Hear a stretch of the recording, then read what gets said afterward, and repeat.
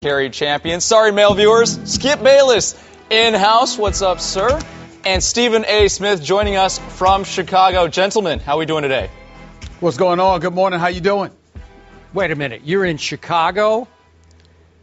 Skip Bayless, the kids at the University of Illinois have requested my presence tonight in Champaign, Illinois. Stephen A. Smith shows up in the house. You know why, right?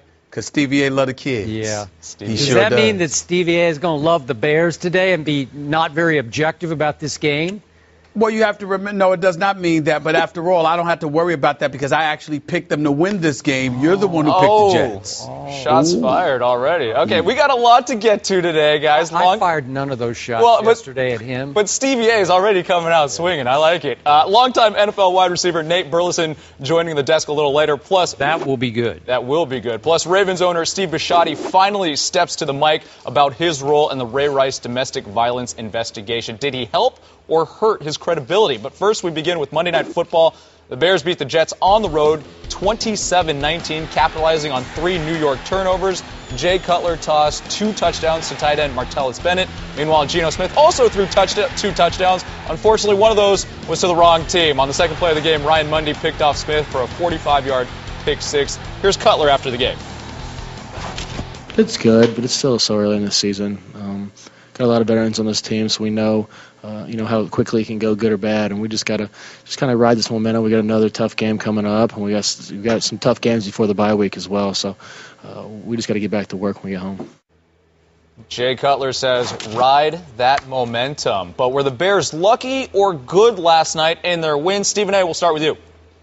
Well, I definitely think they were lucky. I mean, anytime you start off the game getting a pick six, with Mundy doing that against Geno Smith, you open up the game. That's bad enough. But then you get a muffed punt return. You fumble on the punt return, and then a pass interference call, as far as I'm concerned, against Walls that should not have been called. I thought that was a bogus call on the part of the referees. All of those things led to ultimately the Chicago Bears going up 14-0 within the first 5 minutes of the game. So considering that, I definitely think luck played a significant role. But I also think the overall ineptitude of the Jets, period, Skip Bayless. And I'm not talking about last night's game. I'm talking about this offseason. You have approximately $20 million in cap space. What do you do to upgrade your cornerback position? Nothing. Darrelle Revis out there.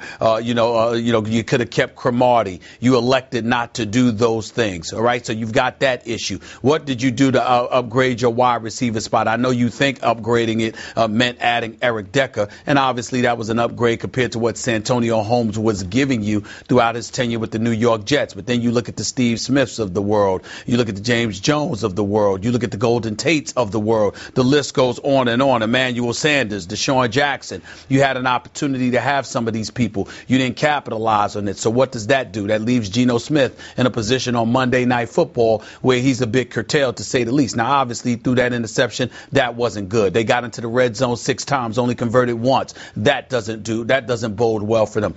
Settling on too many field goals, key turnovers at key pivotal moments during the game.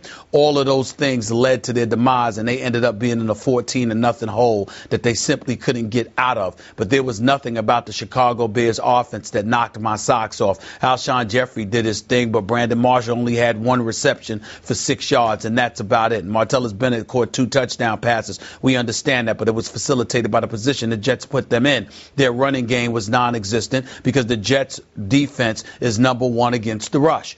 So Matt Forte really just generating about 32 yards wasn't a big deal at all. I'm not going to give but so much credit to the Chicago Bears. I'm going to give more of the blame to the New York Jets simply because from management on down, they don't appear to be on their A game the way that they should. John Idzik did not do a good job this offseason at that cornerback and that wide receiver position, as far as I'm concerned, leaving Rex Ryan with limited tools to work with and Geno Smith with limited tools to rely upon because he's still young, not necessarily ready. But I'm not going to give up on Geno Smith just yet. I think really, though, it's really about the Jets and how they blew the game last night instead of Chicago and how they won the game.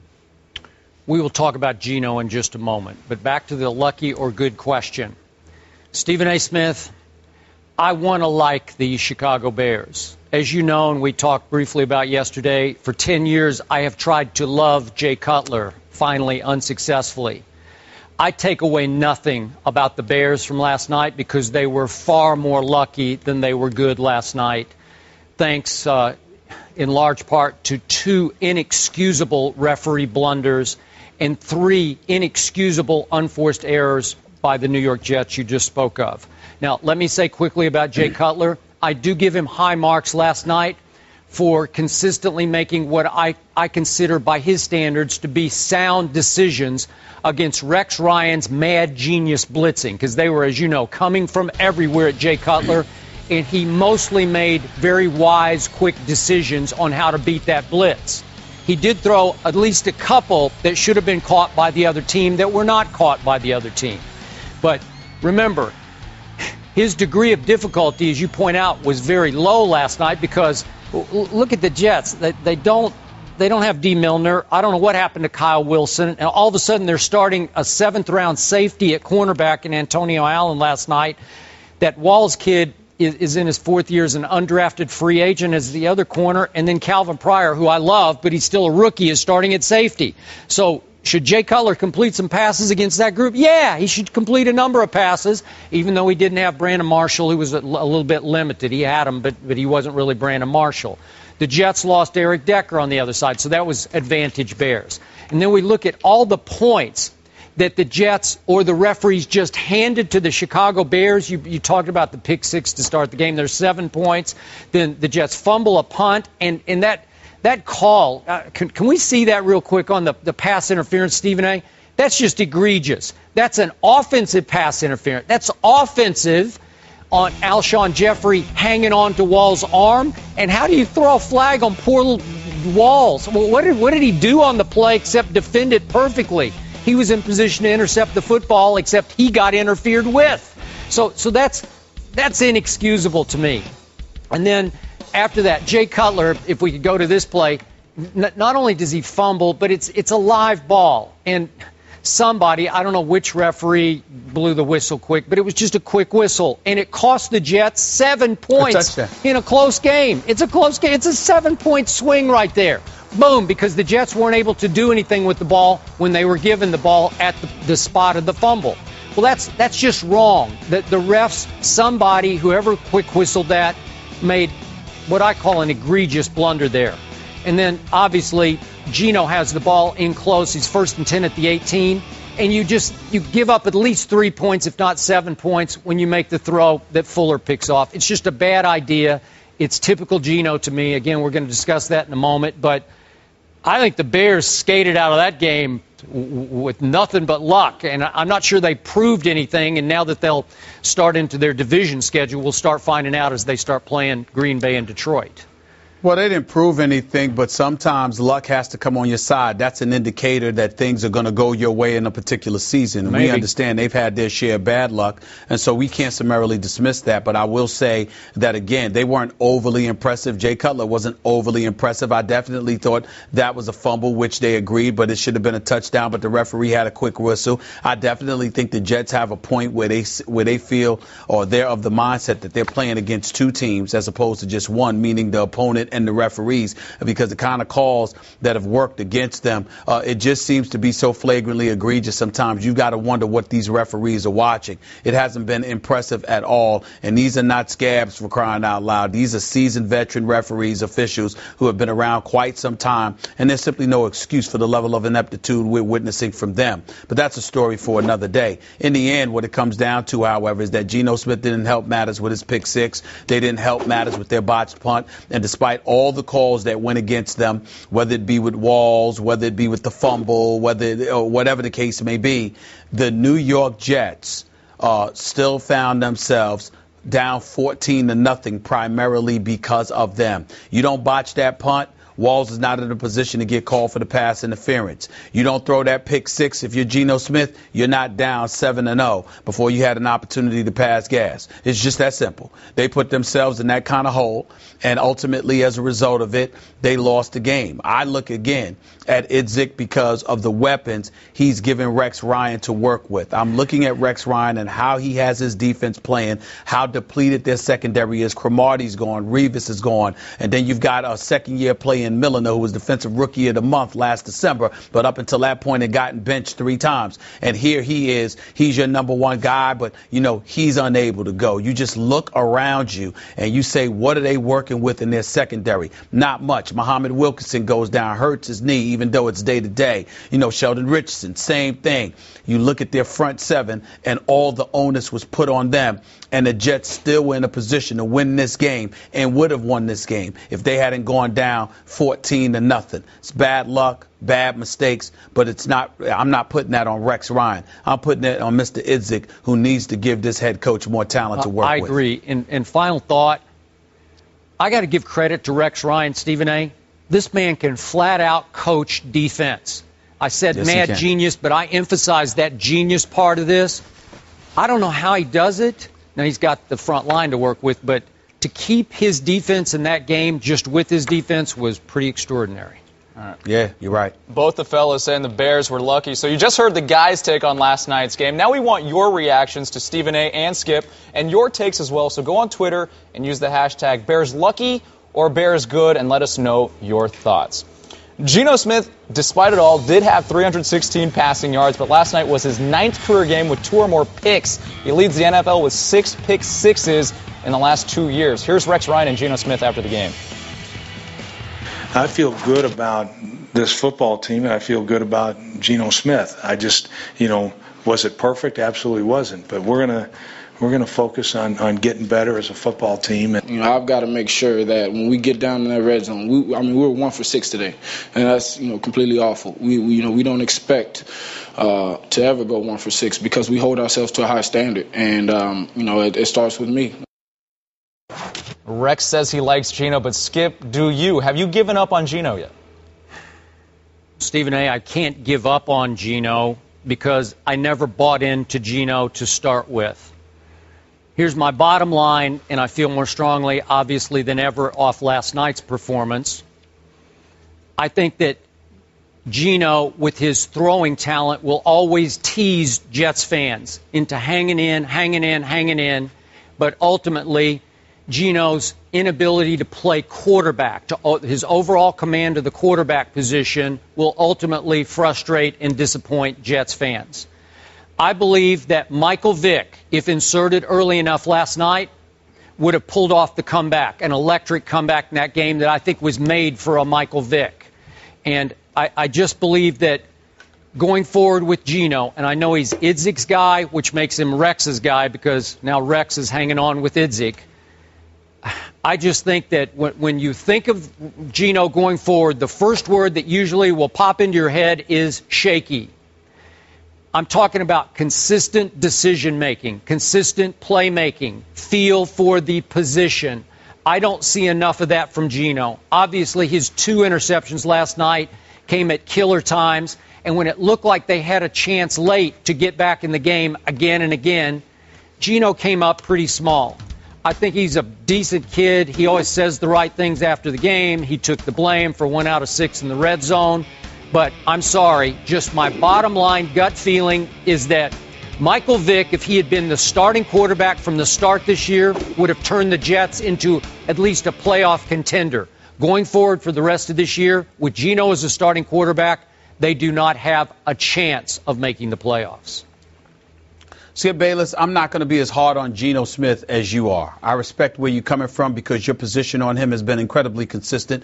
You were definitely, even when he was a Heisman Trophy candidate, completing more than 70% of his passes at West Virginia over those first 6 games. I recall you even back then having a wait-and-see approach because you simply wasn't sold. And then he collapsed over the last 5 or 6 games because they had the worst defense in America, as far as I'm concerned, at West Virginia at that particular juncture. year, and then the team just became unrattled, and you saw him on the sideline appearing to be unrattled, appearing to become unraveled. I get all of that. I understand that. But again, I hearken back to the personnel that you have to work with, because I think when you're a young quarterback, you've got to have something to work with, Skip Bayless, especially when your coach is known to primarily focus on defense. He's not the most offensive dude in the world. I know Marty Mornhinweg is there as the offensive coordinator. I know the pedigree that he has coming over from Philadelphia, being associated with the NFL for as long as he has. I get all of that. But at the same time, you go where your head coach takes you, and we all know that Rex Ryan cares far more about defense than anything else, because that's his specialty.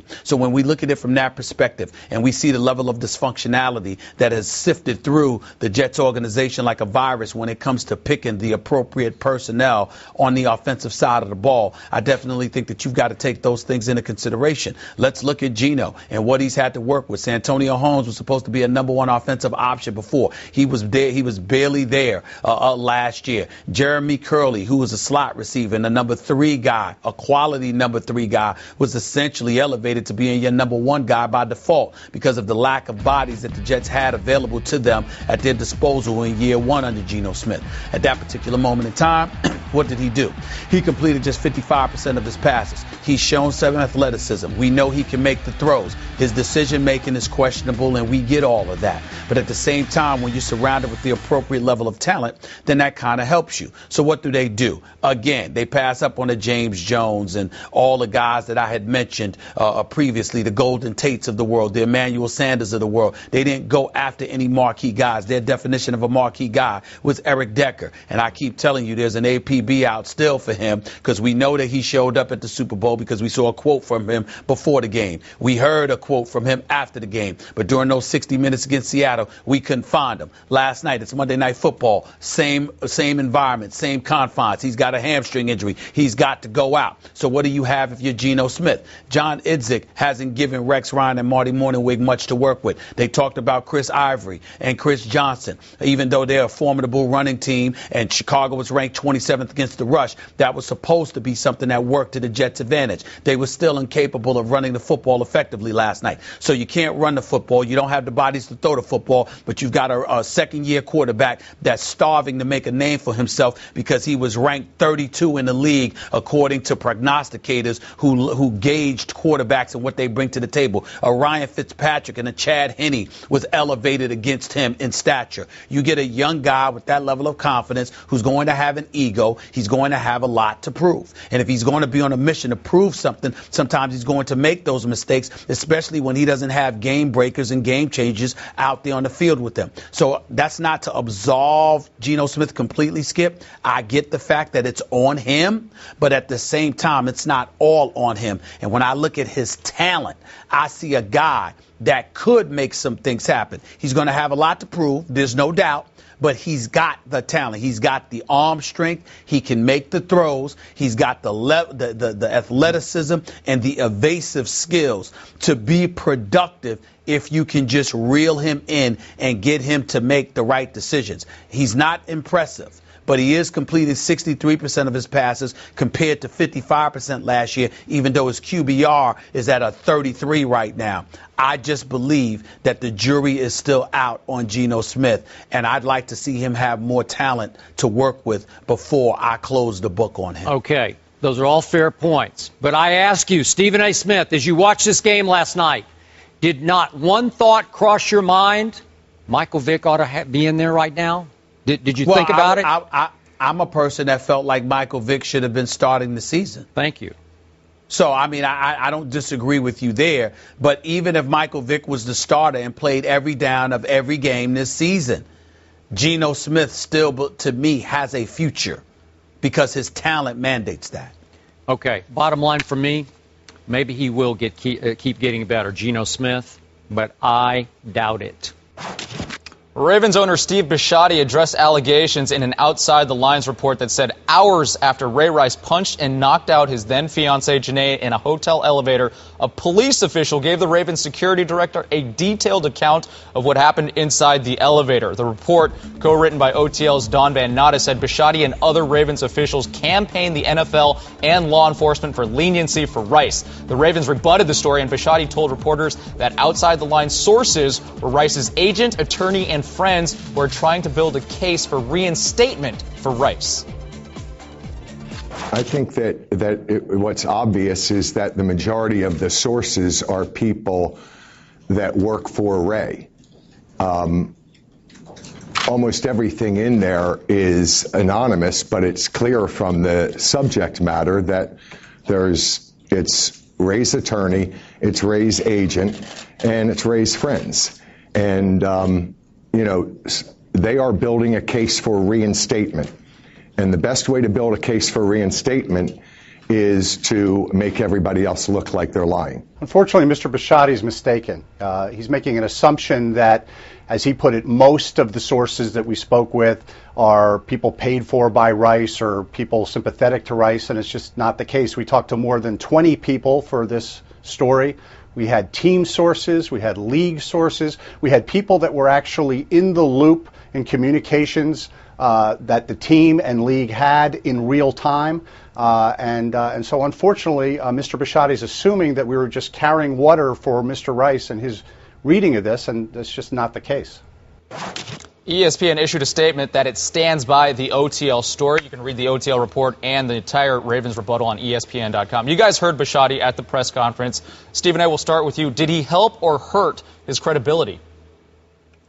Well, I don't think he hurt his credibility. I definitely think the report does.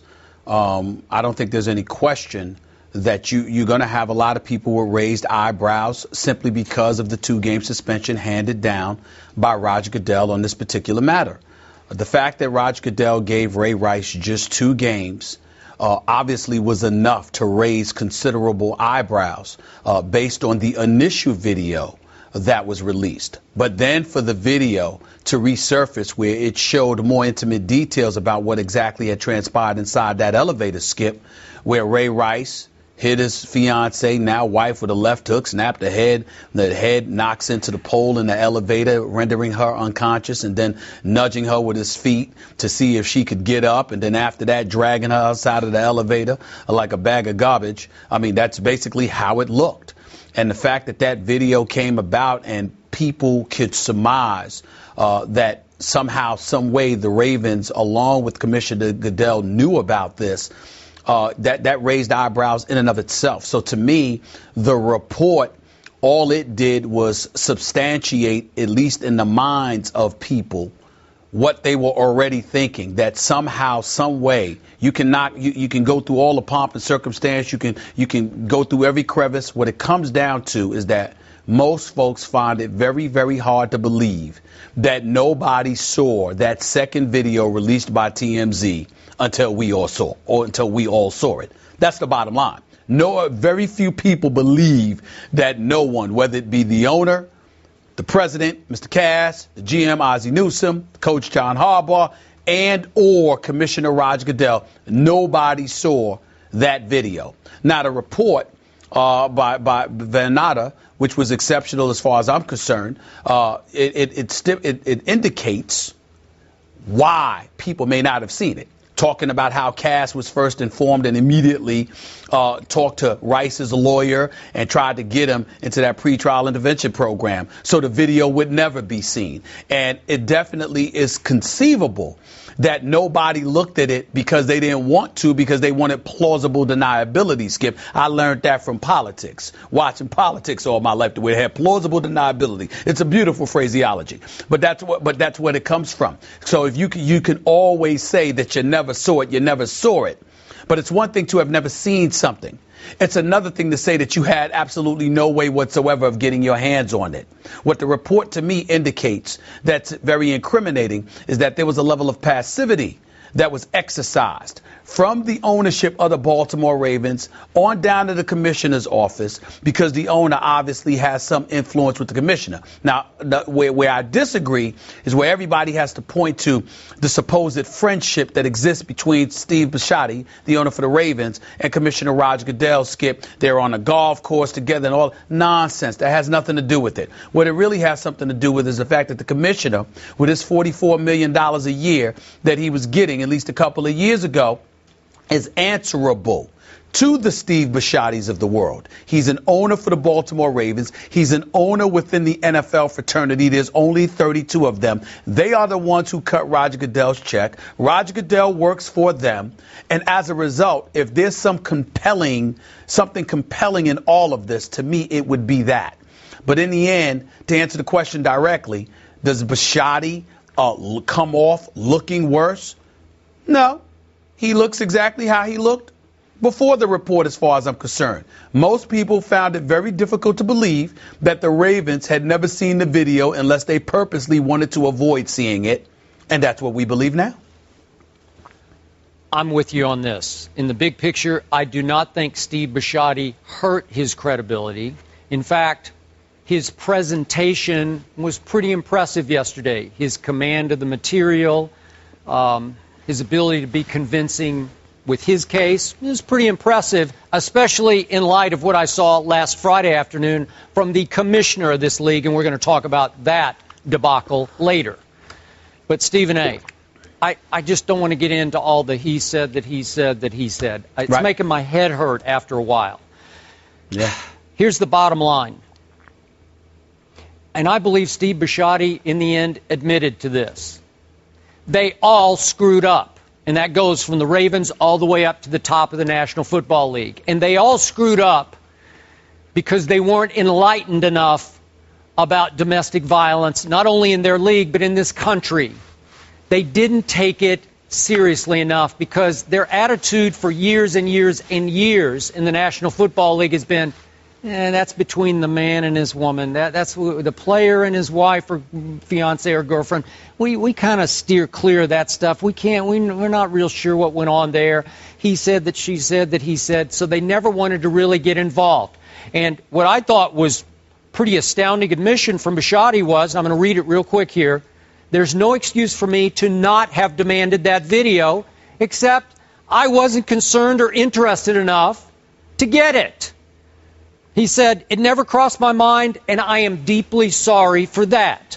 Well, can we take that away from his press conference, from this story that was done so well by Dan Von Natta, who, by the way, he is top-notch. Exceptional. So, yeah, it's just exceptional. But can we take that away, that he's, whether it's plausible deniability or not, he's saying, hey, I just didn't know enough to think that was that important. Why was that? Because they're claiming that right away Ray told them, yeah, I hit her, but I slapped her. So what if, again, the people who run these teams in this league are going to have to get enlightened enough, conditioned enough to understand that if an NFL player even so much as slaps his wife, that can do a lot of damage. That's domestic violence. So whether it's a slap or, as we know, the left hook, it really shouldn't matter. You should still be equally concerned, and they weren't. Oh, Ray's such a good guy. He's been their face of the franchise for all of his community work that he's done.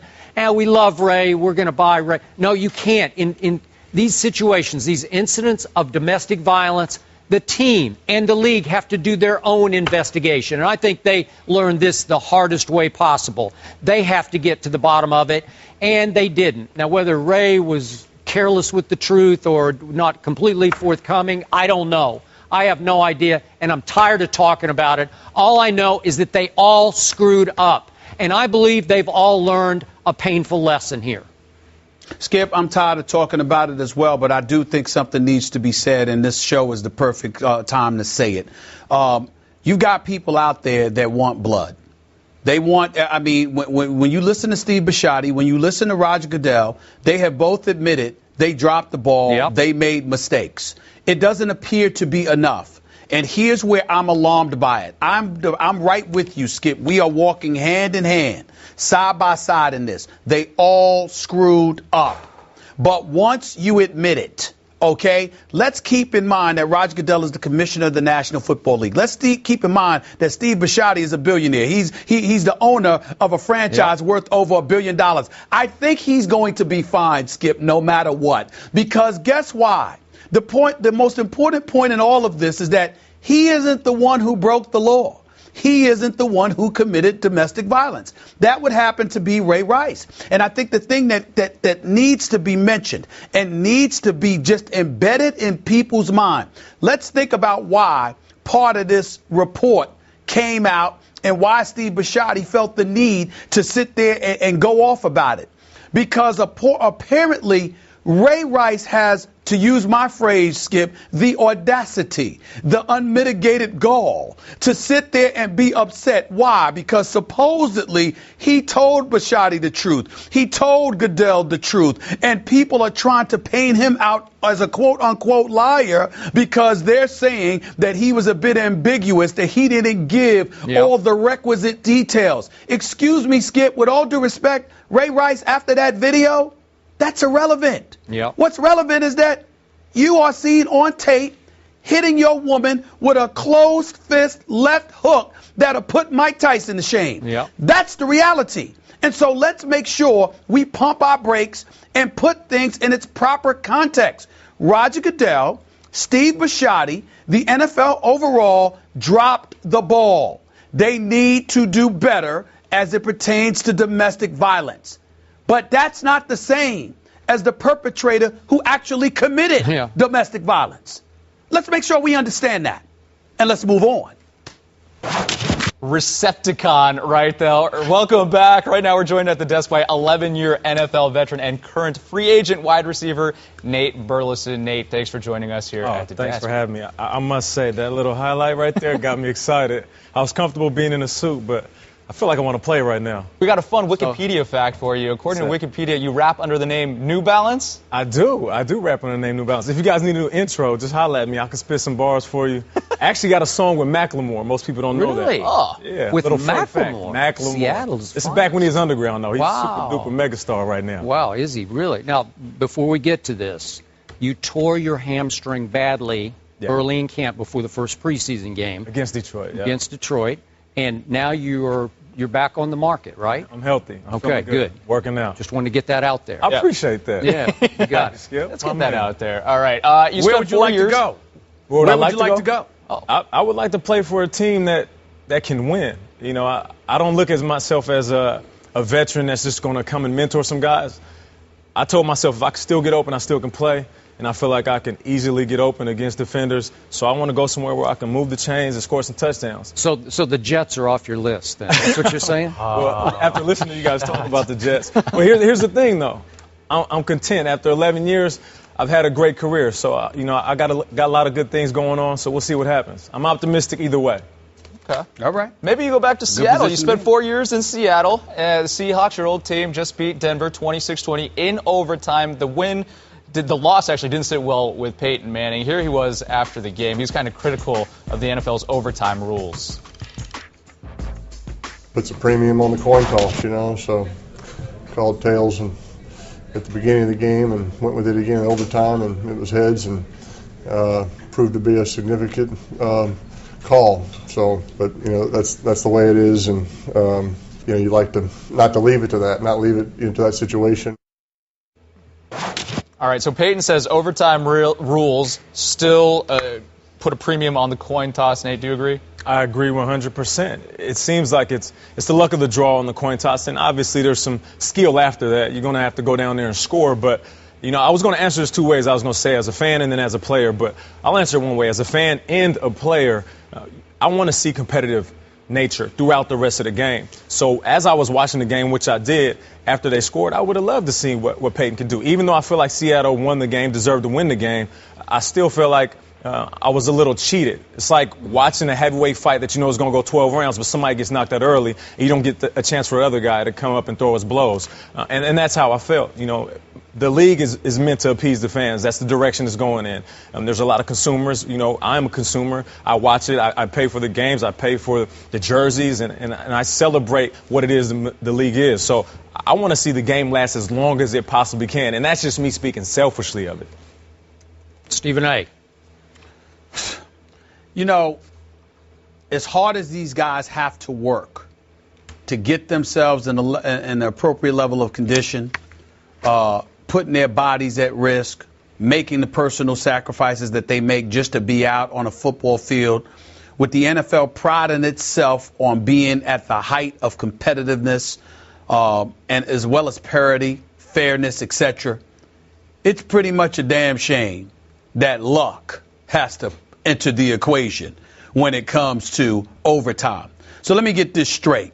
You go through all of this that you go through for 60 minutes. You're busting your tail, you're fighting, you're putting your body and unquestionably your health on the line. And you tie the game and it's overtime. And let me see, if I win the coin toss, I get the ball. And all I have to do is get in the end zone and then I don't have to give it back. Think about this for a second. It is Peyton Manning that we're talking about here. One of the greatest quarterbacks in NFL history. And this guy comes back from a 17-3 deficit. They outscore the Seattle Seahawks, the reigning defending Super Bowl champions, 17-3 in the fourth quarter in Seattle, in those hostile confines, in a nationally televised game. It is overtime. And we don't get to see Peyton Manning because he didn't win the coin toss. Really? I mean, if you really think about it and put it in that context, how pathetic is this rule? It makes no sense. I understand that if it had been a field goal instead of a touchdown, then ultimately they get the ball back, blah, blah. Forget all that. As far as I'm concerned, both teams, we should have gotten an opportunity. If Russell Wilson could drive them down the field and Marshawn Lynch can run it from 6 yards out and score the touchdown, then we should have seen Peyton Manning be given the opportunity to answer that call in overtime. That's at least that. And it's a shame that he didn't get that opportunity simply because of the rules of the game. Seems to me like it's some deal with television or what have you. They probably don't want the game to drag on too long, and that has everything to do with it. It's a shame, though. Okay, I hear all of this 2020 righteous indignation that's spilling onto the table here. But help me out, Nate. I was under the impression that this new rule was agreed upon by the players to be somewhat restrictive again. It's much better than the old rule where you could kick a field goal off the coin toss and win. But I thought that you and your fellow players didn't want to have to push your bodies much farther, that it was to save you from yourselves, that you wanted to limit how much more football you had to subject your bodies to. Is that not right? That's right, but that was agreed upon by the group of players. I can only speak on myself. And like I said, I'm a very competitive person. All right. And I realize the situation I'm in. That's a stage we're on. I mean, it is a football game. I've been playing it since I was 8 years old, but it is a stage. And we are there to entertain as much as we want to win. Okay, well, so the reason I didn't complain about this yesterday on Monday's show, and I didn't even think about it when I was tweeting on Sunday evening, is because this is so much better than the way it was. Because you're talking about luck of the draw, luck of the flip here on the coin flip. There's nothing lucky about going 80 yards in 13 plays, Mr. Russell Wilson, way to go. Right? I mean, that's not simple to do. And if you can pull that off, I'm okay with that. Like, okay, you deserve to win the game. Now, I'm like Stephen, I'm like everybody else. Just because Peyton Manning, to me, is the greatest regular season quarterback in history, and just because we had just seen the greatest regular season quarterback somehow go 80 yards against Seattle with 59 seconds left and no timeouts. That's impossible. And since he had done it once, the prospect of seeing him have a chance to do it again against the same defense that tormented him in the Super Bowl was just too good to be true. And so we're all left a little hanging because it didn't seem at that moment sporting not to give Peyton Manning a chance to respond to what Russell Wilson did. But again, Stephen A., they agreed. The Players Association did not want to subject the athletes to have to play more football. Yeah, but there's a couple of things that you're missing here. Number one, I would like to see at least both teams, they have to get at least one possession in overtime. That's number one. I don't think that's too much to ask. Number two, Skip Bayless, you keep bringing up what they collectively bargained for. When you're across from the negotiating table with billionaire owners and you're getting eaten alive, as has happened from time to time with collective bargaining negotiations by players, You're going to take what you can get. I'm sure that when the players were talking about what's taxing on their body, et cetera, I'm quite sure that the priority was, oh, what if the game goes into overtime? I don't want to play that long.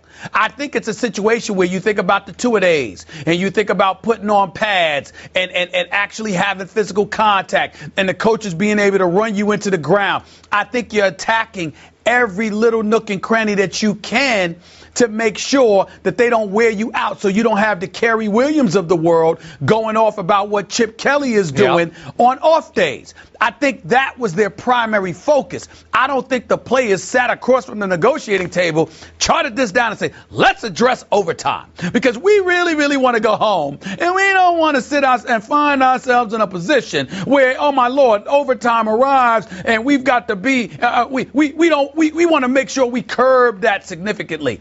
I think there's a lot of other things that go on in terms of the arduous task that is placed on the shoulders of players, and that's what they were addressing in general, and this just fell under that umbrella as opposed to walking up in there for a collective bargaining negotiation and saying, let's make sure you add this. So I think we have to put it in its proper context. Okay. Skip, let me speak on what you said. You talked about it being taxing on the players, and that was probably one of the reasons why we voted on it. But I'm going to go back a couple years ago. Detroit played against Tennessee, and I was having one hell of a game, I must say. We win the overtime. You must say. I must say. and I cramped up tremendously in the fourth quarter. Couldn't even play in overtime. But in my head as a competitor, I thought to myself, I'd rather be on the field and cramp up and get carried off than me not be out there and help my team. So it doesn't matter about how long we're on the field. I just look at it like this. When I'm watching college games and it goes in overtime, for some reason I can't turn the channel. I don't care who's playing. And that's it is gimmicky, back and forth. Yeah, it is. It's very gimmicky, but how about just everybody gets one possession? Okay. I knew it was wrong when I started watching overtime games in the NFL, and I was hoping for the team who got the coin toss to just kick a field goal. I was saying, I just don't want them to score. Just kick a field goal. That way I could at least see what this other team has, because there's a lot to say in that overtime moment, not just the fourth quarter. It says a lot about Peyton. What if he would have had that drive and faltered? And people would have had questions about Peyton this year, 2014. What if he had succeeded? Everybody would have said, Peyton is the Peyton of old. He's tremendous. Let's crown him as one of the best quarterbacks in the league. There's a lot of questions that can be answered, not only as people who understand football, but as fans, just watching that moment. And I want to see both teams have a chance. Okay. I hear you. I would like to see both teams get an opportunity. But, Stephen A., you brought it up, and you cannot underestimate these networks want to protect their 7 o'clock Eastern time shows, especially CBS with 60 Minutes. They don't want to get it pushed back until how far it was on this past Sunday night. But all I'm saying is, then say that. Yeah. Don't point the finger at the players for collective bargaining. Just say that. Okay. And yet the bottom line, and Stephen A., you know this is my pet peeve for years and years on this show, the beauty of the current upgrade in the overtime, it eliminates the impact of the place kicker on the game. I hate it because the place kicker has too much impact on the scoreboard to start with. So this at least eliminates a couple of 15-yard passes, and all of a sudden a 57-yard field goal wins the game. Yeah. And that's completely not fair. At least you made Russell Wilson go 13 plays and 80 yards and get it in the end zone. So, again, maybe, Stephen A., thanks to this game, maybe there'll be an upgrade the next collective bargaining, or whenever maybe the competition committee will upgrade it. Skip, hashtag no love for the kicker right there. No. They already know it. Hey, Jay Feely knows it all too well. That super cool trick play the Browns ran with Johnny Manziel that didn't count and was actually a penalty has a name, according to Coach Mike Pettin. It's the dog pound special because the team is running it towards the pound. But can Johnny Manziel's playing time get out of the pound? We welcome back to the desk NFL free agent wide receiver Nate Burleson, who spent the preseason with the Browns. So far this season, Johnny Manziel's had all of 4 offensive snaps. Are you okay with how the Browns are using Johnny football? First, let me say this. That play was sweet, and the name is even sweeter. But, yeah, I'm okay with it. I think it's perfectly fine. You know, one, let's give credit to Hoyer. He's playing tremendous. 19 for 25. I don't think, even though he claimed it at the beginning of the season and the team claimed it and he went out there and showed everybody why he should be the starting quarterback, I'm not sure if everybody expected him to play as well as he's been playing. No. And I like to give him credit. I said that he's a good quarterback. He's playing great right now. He is. That's the reason why you can't put Johnny in and have him dropping back 10 to 15 times a game, and I'm okay with how they're using him. It's special packages, trick plays, maybe it's the read option. Whatever it is, just throw them out there. Because it's not because you're saying Hoyer's not playing well. It's because you want people to have to defend that or at least game plan themselves during the week because maybe Johnny's going to get in the game. One thing he does have is moxie, speed, and he's talented. So you can't leave a guy like that on the sideline. So I'm okay with it. Stephen A. You actually can leave him on the sideline because he's a quarterback, but he's not good enough to be the starting quarterback because Brian Hoyer is the quarterback. So you actually can. I'm going to roll with Skip on this. We discussed this yesterday. I thought the play was relatively Bush League. To me, it's the equivalent of stepping in a boxing ring and sucker punching somebody. I understand that these things could happen, but at the same time, you know, man up, be straight up, go out there and compete. And Johnny Football, we know, is a competitor.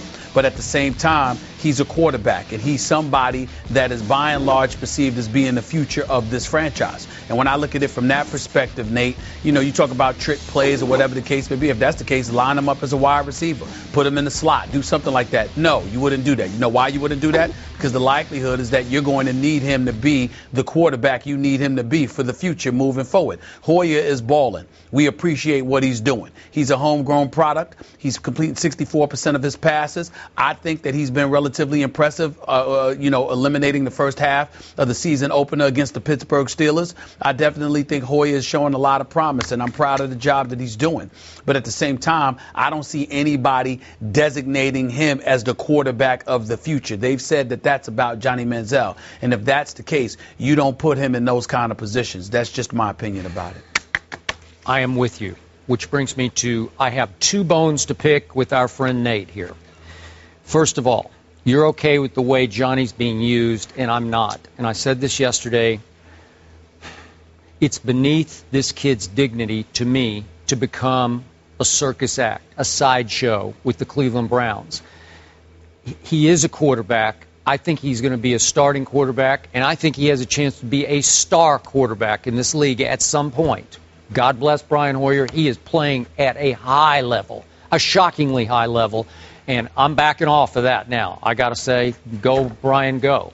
But this is what drives me nuts and makes me sick. The only way that the Browns are figuring to get Johnny in the game, except for this trick play, is to run the read option. My point that I've made on the show is, for those who didn't watch Johnny Manziel in college, he never ran the read option at Texas A&M. I mean, never ran the read option. And all of a sudden, he not only has to learn a new pro offense, he has to learn a new sideshow offense, which is the read option.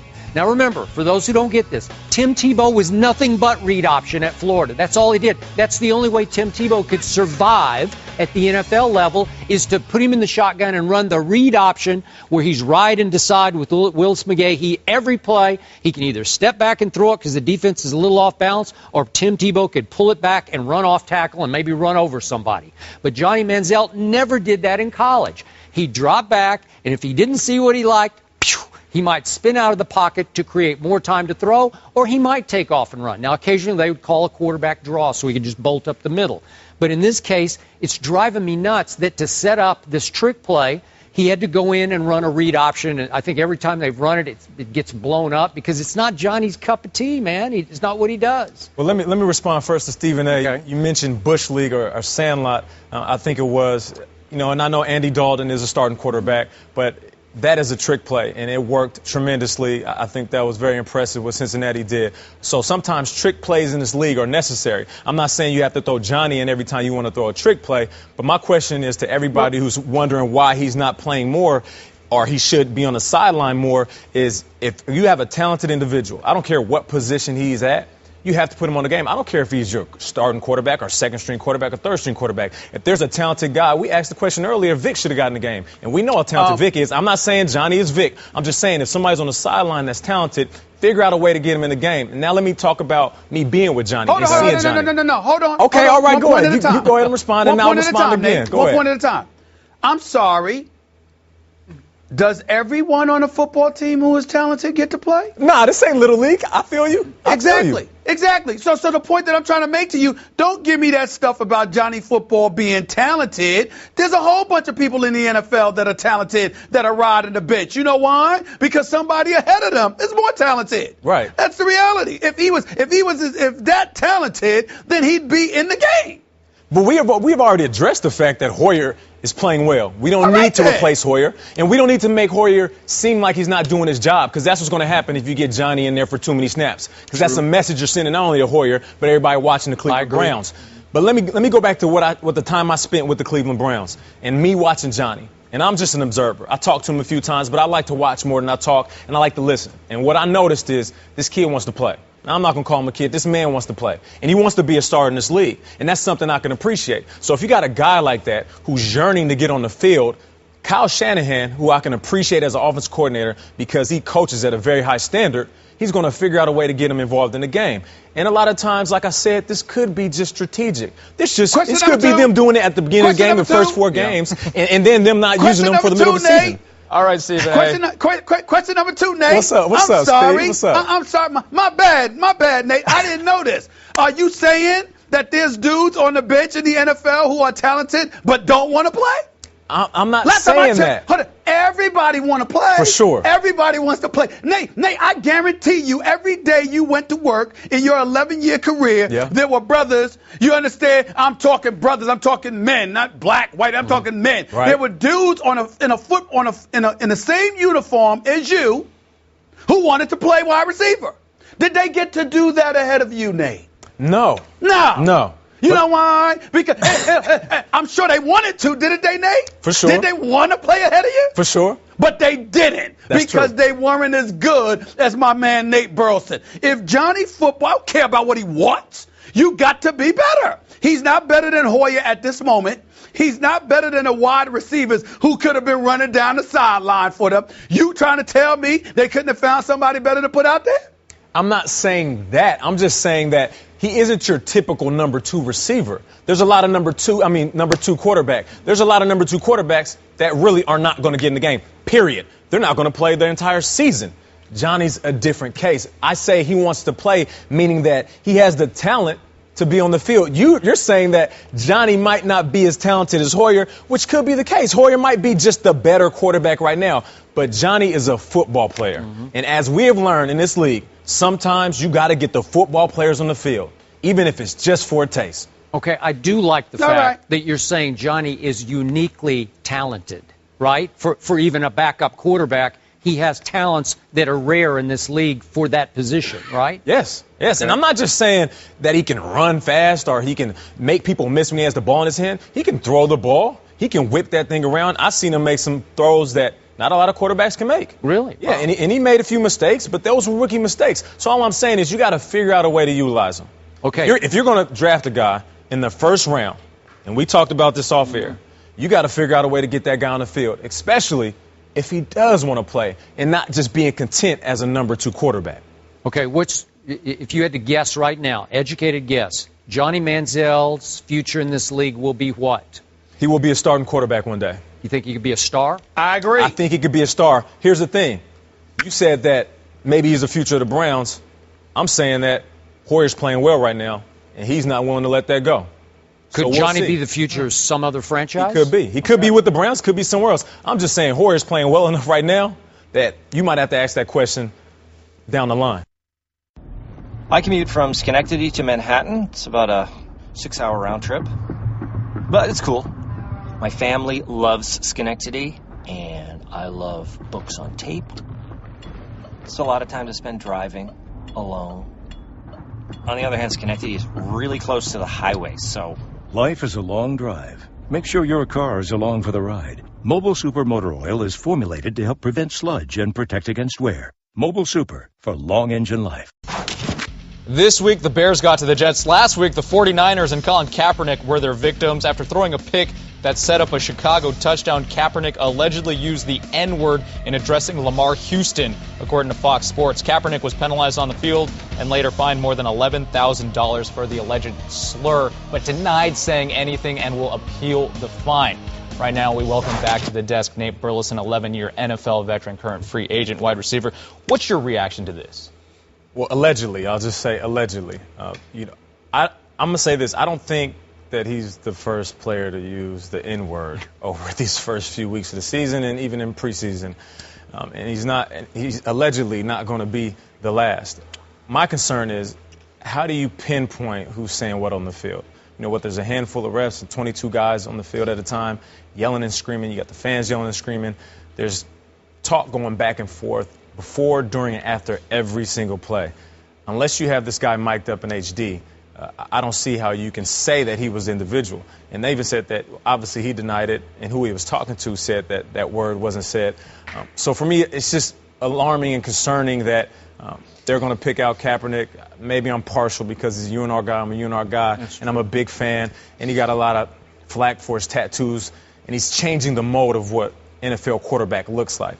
So I hope that they don't have this wrong in the sense that they're just taking a black quarterback who maybe they thought said it, and they're fining him. $11,000 is hefty. I got in a fight early in my career and I only got fined $7,500. So this is a tricky fine and a tricky rule that they kind of implemented, because I feel like 100% of the time this is going to get appealed by players. There's no guy that's going to say, oh, okay, well, you got me, you caught me, and because there's so much going on in between those lines, and it's just hard. It's hard to get an individual for saying something like this. Stephen A.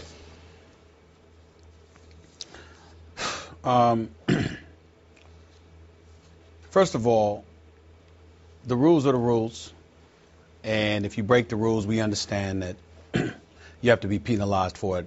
Colin Kaepernick denied saying it. Lamar Houston, the person he allegedly said it to, denied hearing it. He said that he heard no such thing from Colin Kaepernick. Both of them acknowledged they don't even know one another, and we get that. And the rule book, an unsportsmanlike contact, using abusive, threatening, or insulting language, or gestures to opponents, teammates, officials, or representatives of the league is prohibited, and we understand that. So that's on the record. We live in a day and age right now where the use of the N-word has taken on an entirely a new definition, new problem, and obviously it's something that the league felt that needed to be addressed. But in the interest of making sure that I'm not hypocritical in any way, Skip Bayless, better than anybody, knows my position on this. He has spoken to Mr. John Wooten, who we both have an incredible amount of respect for. But to be quite honest with you on this particular issue, I refuse to even talk to. And I stand by that position, and I will never deviate from it because of one reason and one reason only. I find it absolutely, utterly appalling, ironic, and dare I say hypocritical for anybody from the white community to actually be in a position to punish us for the use of the word. I can't even tell you how egregious I find that to be. I am not backing away from that statement. Skip will confirm that I have been consistent in my position on this matter. I will not change. I will take it to my deathbed. I will never deviate from this. I will never acquiesce to this. It's one thing for ESPN or anybody else to sit there and say over our airwaves, we don't want this. It's one thing for the NFL to say that on our field, in this testosterone-filled game where guys are going at it and saying Lord knows what to one another, we don't want this stuff spewed. I do understand that. And I respect the heck out of Mr. Wooten and what he's addressing as it pertains to that matter. But what you have to understand is that as a black man, to be in a situation where you could utter the word and it could be taken out of context and not even meant in the way that other people outside of our community might interpret it. But the people who actually made the word heinous, who actually made the word so incendiary, who used it to minimize and demoralize and basically disintegrate, at least mentally and emotionally, dare I say spiritually, a nation of black people. For you to find yourself in a position where you literally get to penalize two black folks talking and they happen to use that word, I find, you know what? We're over FCC airwaves. I'm going to leave it at that. Everybody knows what I mean. That's some powerful stuff right there. That's powerful stuff. It was. Go ahead, Skip. You both made powerful, powerful points. And I appreciate both of your perspectives. Now, let me address the gentleman I've known for 35 years, John Wooten, Stephen A. mentioned. He is a friend of mine, and I have great respect for him. John Wooten is a 77-year-old black man who is now the chairman of the Fritz Pollard Alliance. I believe he was the driving force behind getting this legislation passed in the National Football League, because I've had many discussions with John about an N-word that he does not differentiate, and he is old school. So we're having, this is actually a culture clash within the black community here, old school, new school, because John does not differentiate between the use of the word ending in the hard ER and the N-word ending in A. And we've gone back and forth about this. I say, John, the kids, he said, I don't care, the kids, that they have no idea what they're doing when they use that word ending in A, because they don't know the price that got paid trying to obliterate, to eradicate the use of the word ending in ER. Why would, in John's view, we perpetuate this? And Stephen A. and I have talked with Michael Eric Dyson on this show about this, on and on. But it comes down to the fact that John wants this penalized. And by golly, it's on the rule book now. This is a violation. This is a 15-yard unsportsmanlike conduct. But it is going to be tumultuous to start throwing flags on this, because, as you point out, this wasn't the first use of this word this year or in preseason or in the first few regular season games. And I must admit, because it was reported, and I'm going to throw this out there, Stephen A., it was reported that a white referee threw the flag on Kaepernick as he trash-talked with Lamar Houston. That's why I said what I said. And it made me very uncomfortable. As a white man, it made me uncomfortable, because I'm thinking, gee, is that right? Is that his call? Is that should? And again, you have to empower all the referees, black or white, to throw the flag. Yeah. And you can't say, well, only the black referees can throw the flag, because that's not going to work. If you're really going to police the use of this word, you have to let all the officials have the right to throw the flag. Am I right? Yeah, you're right. Even though it's not. Yes. It's the spirit of the rule is not right. That's just me as a white man. It makes me highly uncomfortable that a white man would be able to throw a flag on that, because I'm sure Colin Kaepernick is going to say, man, I don't know about that. Right. Does he really, does he have that right? Does he understand? Yes. Does he get it? Skip. Yes. Skip, Nate, may I interject? Skip Bayless, you just crystallized my point. You are a 62-year-old white dude from Oklahoma City, and I don't care what anybody says about Skip Bayless, Nate Burleson. Let me tell you something right now. This is one of the most fair-minded white dudes I've ever encountered in my life. His sensitivity towards issues that affect our community. I've known the man sitting next to you for 17 years. It's the only reason I do this show, because I know him.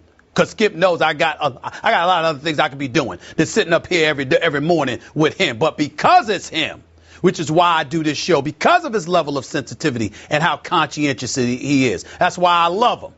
But let me be clear.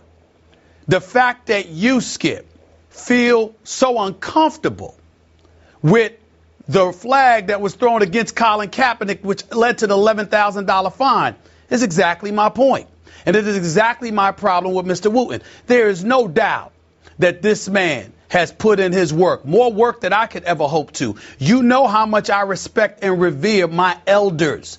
I was raised correctly. My mama taught me how to respect my elders. I am in no way trying to disrespect the great John Wooten, the conscientious John Wooten, and the tireless work that he's put forth on a multitude of causes. I applaud this man. I respect him. My issue is that with a lot of old school guys like himself, they're set in their ways, and that's fine. But they got a problem when you're set in your ways, but you differ from them, especially when you're younger. They just dismiss what you have to say as if it has no context. And I disagree with that, because if you spent time educating a nation of youth younger than you, which John Wooten to some degree has done, then you have to respect the fact that there's a level of intellect that we bring to the table too. And maybe, just maybe, we should be listened to and we should be heard. And I'm saying that in this NFL culture, you got PEDs, HGH, weed, and all of this other stuff going on in this league. You've got all of these problems. And here you are, knowing what a battle it is, what environment John Wooden was a part of, Skip, that facilitated individuals feeling the need to take what you call the most heinous word in the American lexicon and finding a way to twist it. I don't differentiate between the ER and the A. Most black folks might not either. But what we have that he doesn't appear to have is a level of sensitivity to the environment in which they were raised, what they were accustomed to, what ultimately became habit, and how you have to fight through that on an everyday basis. It's a challenge. If they came on ESPN, Skip, I sincerely doubt that they're going to utter that word on national television for a sports show while talking. But while they're on the football field throwing elbows and body slamming each other and doing all of this stuff, might that word come out? Maybe so. Instead of worrying about the word, why don't you take the mics off of them so nobody has to hear it? How come you can't do that? But they don't want to do that because that would interfere with what the league is doing to appeal to the masses, because we want to hear the players banging their bodies and spewing their rhetoric and going all out. So you want to do it for your benefit financially off of these players while at the same time victimizing them, because in the heat of battle, they might utter a word they shouldn't utter. And then on top of it all, you're going to get a white referee to penalize them for doing it too. I understand that he has to do it because all the referees have to have that power. Your point is made, Skip. But think about that. A white person is going to sit up there and look at two black dudes on the field and say, you can't say this to one another. Here's a flag, and oh, by the way, a fine is coming to take money out your pocket, and John Wooden is at front and center for that? I find it egregious and appalling. I'll take it to my deathbed. I'll die having that position. That is wrong. Very well stated. It is wrong. Very well stated and very well powerfully done. stated there. In June, U.S. soccer goalkeeper Hope Solo was arrested on domestic violence charges. According to documents obtained by the Seattle Times, Solo charged her 17-year-old nephew after an argument, punched him in the face, and tackled him. When his mother tried to intervene, Solo attacked her as well. The U.S. Olympic and soccer communities have been virtually silent until issuing this statement yesterday. Abuse in all forms is unacceptable. The allegations involving Ms. Solo are disturbing and are inconsistent with our expectations of Olympians. We have had discussions with U.S. Soccer and fully expect them to take action if it is determined that the allegations are true. But U.S. Soccer continues to let Solo play. Their president issued this statement: U.S. Soccer takes the issue of domestic violence very seriously from the beginning. We considered the information available and have taken a deliberate and thoughtful approach regarding Hope Solo's status with the national team. Based on that information, U.S. Soccer stands by our decision to allow her to participate with the team as the legal process unfolds. If new information becomes available, we will carefully consider it. Stephen A., how do you feel about Hope Solo being able to play? The honest answer, Skip Bayless, is that I really and truly do not know. We have to make sure that we understand domestic violence comes in two forms. You have a man against a woman, which obviously should never happen, and we've discussed that ad nauseum, how 85% of the victims in domestic abuse cases are female. And then obviously you've got the other 15% that's the other way around, with women hitting on men and men not hitting back, of course.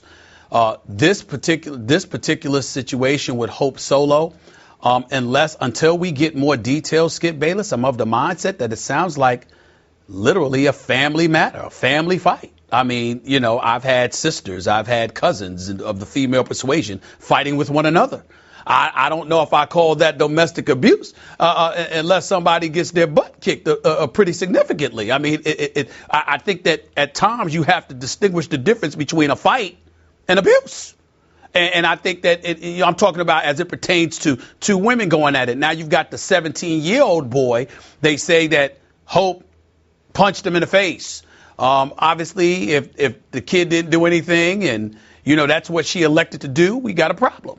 But if the kid put his hands on her first and she retaliated, well, I don't know what to make of that, since they're relatives. And, you know, even though, again, there shouldn't be a fight between a guy and a girl. If it's the two sisters going at it, well, it's two sisters going at it in a fight. I don't know. I need somebody. Here's what I need. I need somebody. I know what Ray Rice did was abuse. I know that what Adrian Peterson, based on the pictures that we saw with his 4-year-old son, that was abuse. I mean, there's no other way to slice that. You can look at it and see what it is. I don't know if two people, particularly two adults, and I'm throwing the 17-year-old out of the equation here because he's a male. If Hope Solo got into a fight with her sister, I don't know if that's abuse. What's the difference between abuse and a fight? I don't know. Stephen A., if Hope Solo assaulted her sister, that's abuse. That's domestic violence. Well, wait a minute. But what I'm saying to you is that, again, based on the description, I really don't know. Again, don't get me wrong. Nobody should be hitting anybody. There should not be any violence. Please don't get me wrong. In no way am I advocating by any stretch of the imagination that there should have been any violence whatsoever. I'm simply saying that if the two sisters, Hope and her half sister, what was it? Was it a fight? I don't know. They shouldn't be fighting. All we have, I don't know. I don't want to try this case in the court of public opinion here, Stephen A., but from reading the police report, there was a verbal exchange back and forth between Hope, an altercation between Hope and the 17-year-old nephew, the son of her half-sister. And she got mad, according to the police report, and went after him. I didn't read, and bloodied his ear, and he had scratches on him when the police arrived. And when the mother, the half-sister, tried to intervene, then she took some sort of misdemeanor domestic violence from Hope Solo, because she's charged with 2 counts of misdemeanor domestic violence. She has pled not guilty to both counts. So the question here in the big picture is, we don't know how this trial is going to end. We're not sure how it's going to be adjudicated.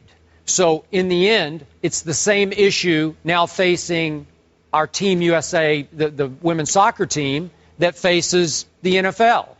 Should she now be allowed to play for Team USA, which I hold to very high standards, the same standards I would hold the National Football League to. And to me, well, let me finish. I don't want to come across as if I'm a man saying women should be held accountable too.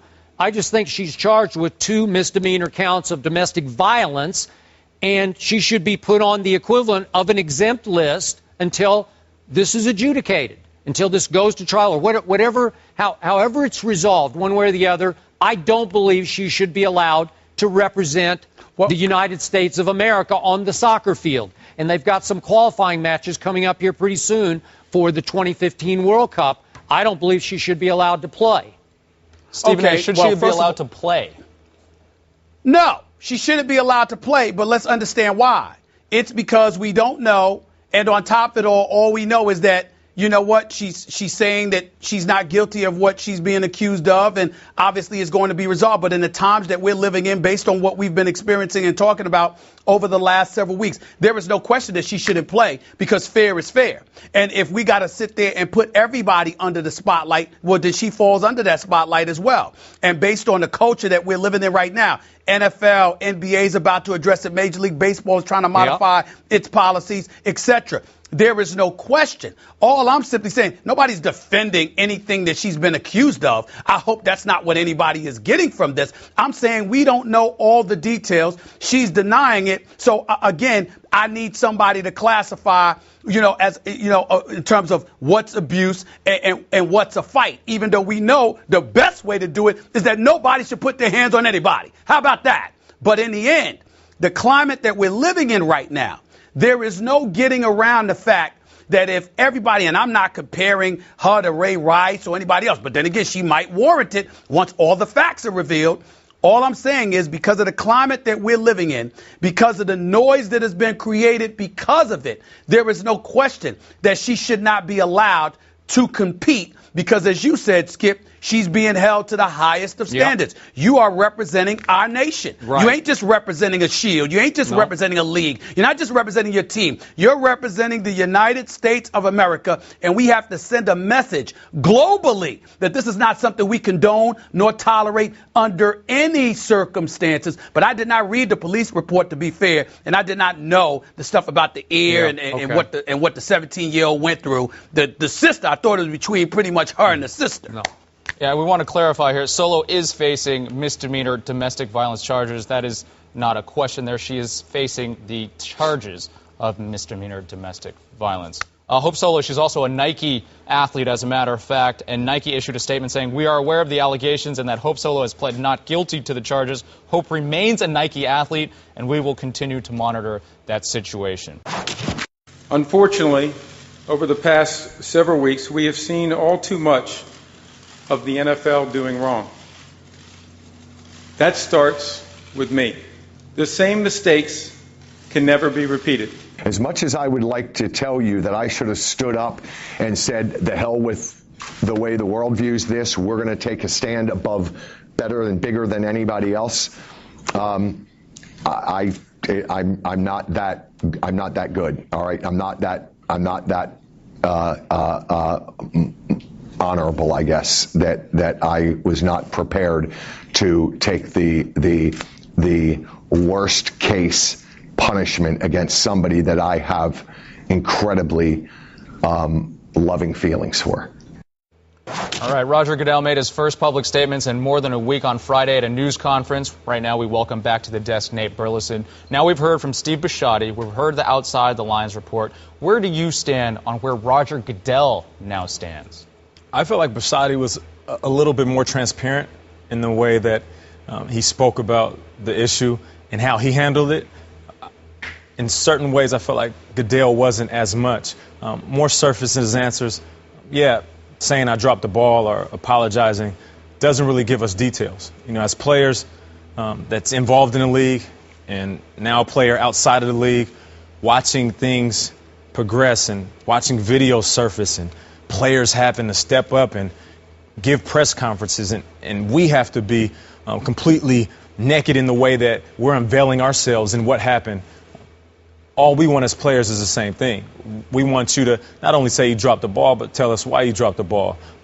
Tell us exactly the details in which that happened and how you're going to fix that next time. You know, I get that people are calling for his head. Certain players are making comments like, well, when a player messes up, he either gets cut or gets fined. In certain ways, I agree. I'm not necessarily saying he needs to resign, but who polices the police? Who finds the finer? You know what we respect as men. We respect when you take away certain things. He's one of the highest paid players in the league, even though he's not a player. Mm-hmm. So who's going to take away a little bit of that change if you do make a mistake? We get that there are players underneath him that made mistakes, and there's issues that he's had to deal with that other commissioners necessarily didn't have to deal with. But you did make mistakes during this process, and there should be some type of consequence. And you know, if there's a fine that needs to be in place, then fine him. You know, we get fined like that. So maybe that needs to be the case. And if, you know, he wants to truly take steps and us having complete trust in him, our players having complete trust in him, then maybe he'll do things like that in the future. Interesting. All right, Stephen A. Nate Burleson, can I ask you a question, bro? Yes, sir.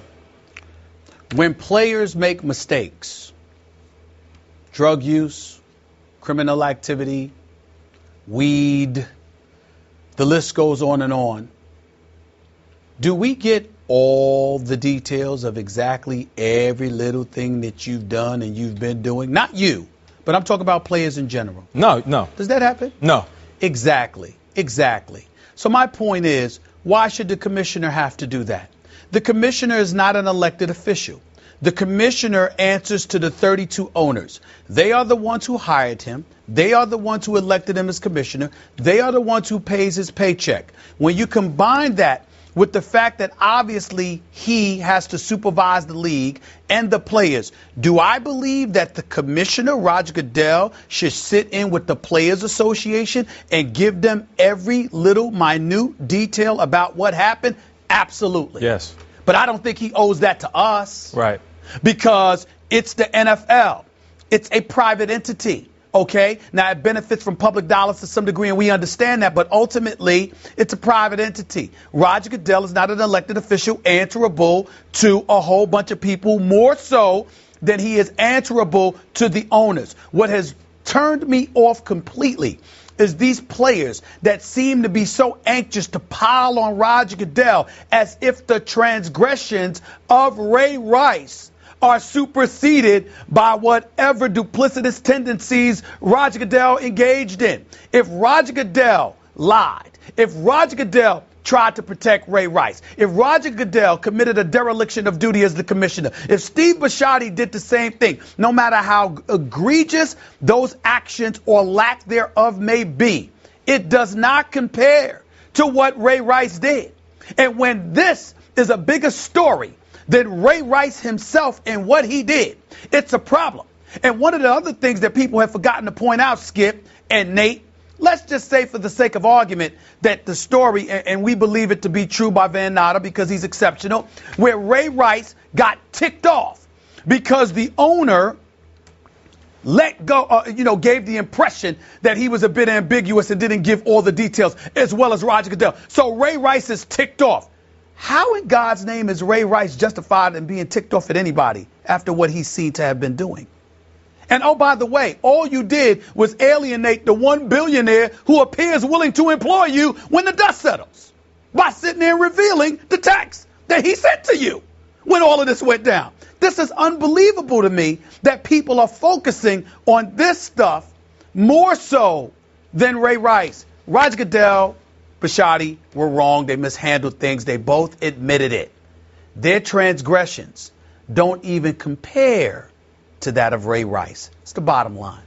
Skip, I hear you, Stephen A. You've said this several times on the show, and I disagree. On Goodell's level, given his power and the prestige of this league, I think he should go. But I'm basing my judgment on the fact that I've been an NFL fanatic since I attended my first Dallas Cowboy game in, I'm dating myself, 1961. I've loved this league. So I lived through the Pete Rozelle administration when he was commissioner and the Paul Tagliabue administration when he was commissioner. And I've never been more embarrassed for the league than I was as I watched Roger Goodell last Friday.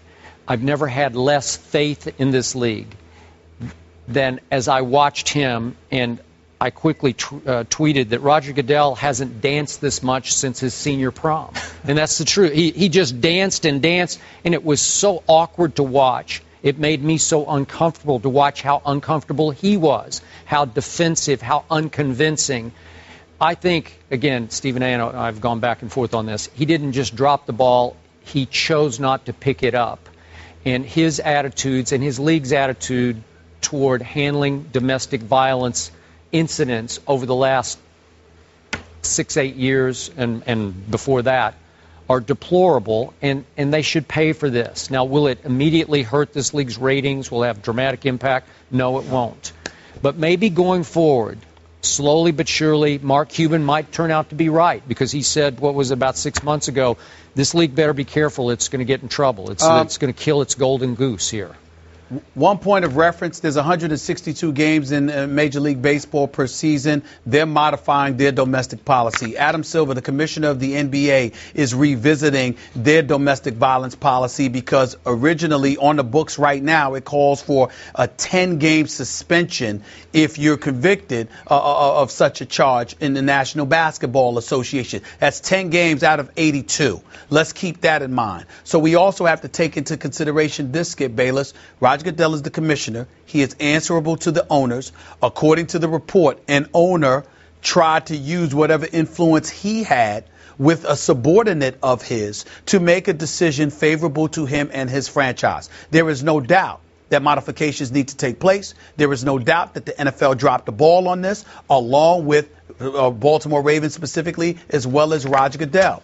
But in the end, when you have so many checks and balances, so many people to answer to, so many people to deal with, okay, the fact of the matter is that you think he should go because of this, I think is beyond the pale. Roger Goodell made a mistake. He owned up to it. Bisciotti did as well. They should not get a pass. But to say that that Roger Goodell should lose his job. I think we should, and I'm not saying this should be the case, but I do believe we should be talking about the owner, Bisciotti, losing the Ravens before we talk about Commissioner Goodell doing his job, messing up with his job, because he's answerable to them.